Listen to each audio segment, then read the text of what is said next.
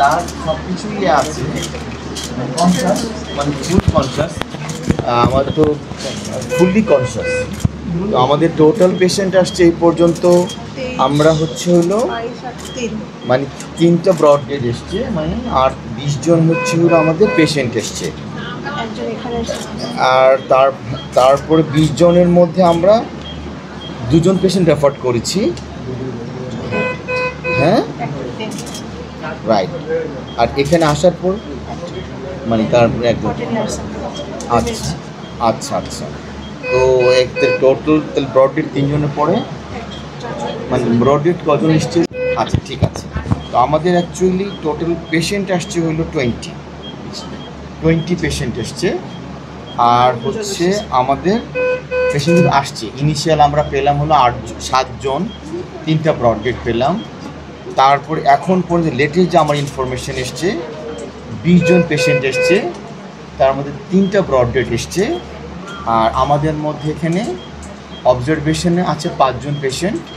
5 জন পেশেন্টের মধ্যে 1 জনকে ভর্তি করেছি। আর বাকি যে পেশেন্ট ছিল তাদেরকে ইমিডিয়েট কিছু ফার্স্ট এড ম্যানেজমেন্ট দিয়ে কিছুক্ষণ ডাক্তারে রেখে যখন তারা সব নর্মাল হয়েছে তাদেরকে আমরা ছেড়ে দিয়েছি। আর আমার কাছে এখন ইনফরমেশন এসছে আরও 2-3 জন আসছে আর কি। আচ্ছা, আর কিছু আসছে।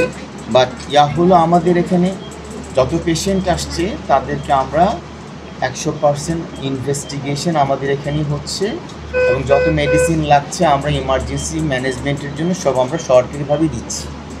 ইভেন সরকারি যে ইউজার ফি যেটা লাগছে, যেহেতু অনেক ক্ষেত্রে আননোন পেশেন্ট আসে, সরকারি ইউজার ফিটাও আমরা সেখানে চেষ্টা করেছি মৌকুব করে দেওয়ার জন্য। তো আপনাদের যদি আরও কিছু ইনফরমেশন থেকে থাকে আমরা জানাবো। আমরা এটা আপনাদেরকে ওই যে আমরা পরে জানাবো পুরো জিনিস, আপনারা হয়তো আরও ক্লিয়ার কাট যত কিছু সবগুলো আপনারা পেয়ে যাবেন। তবে পেশেন্ট এখনও কিন্তু আমাদের কাছে এখন পর্যন্ত যা বলেছে এটাই লেটেস্ট, বাট আমার কাছে ইনফরমেশন এসছে আরও পেশেন্ট আসতেছে।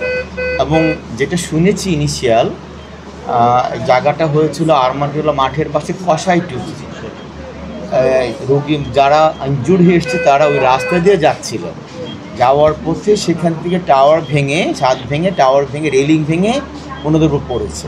খুবই দুঃখজনক। আমরা অসম্ভব শোকাহত। তো সেটাই আপনাদের কাছে চাচ্ছি যে আমরা যারা ব্রড ডেড এসছে তাদের জন্য আমরা দোয়া করি। ধন্যবাদ সবাইকে। ব্রড ডেড এসছে তাদের জন্য আমরা দোয়া করি। ধন্যবাদ সবাইকে।